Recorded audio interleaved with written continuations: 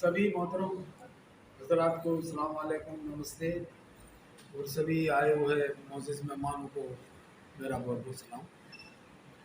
आज culture day के दिन हमें अमेरिका से फ़ोन आया था राज राठौर साहब का,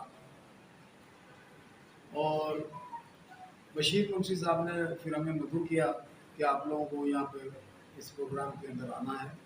तो आप लोगों का बहुत बहुत शुक्रिया, बहुत बहुत धन्यवाद नवाब साहब को तो ख़ास तौर पे।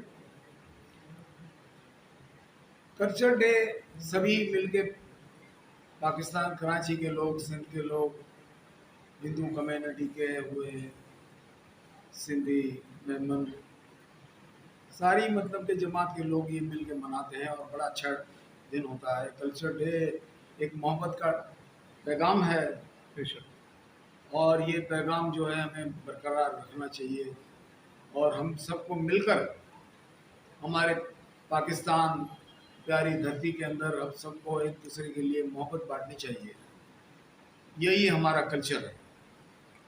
तो हम सब मिलके इस कल्चर डे को बहुत ही अच्छी तरीके से और प्यारा तरीके से मनाना चाहिए। बाकी मैं बशीर मुंशी साहब से मैं रिक्वेस्ट करूँगा कि हमारी ये गुजराती सकाफत जो है वो बहुत ही कम होती जा रही है, उसको उजागर करने के लिए हमें कोशिश करनी चाहिए। बिल्कुल।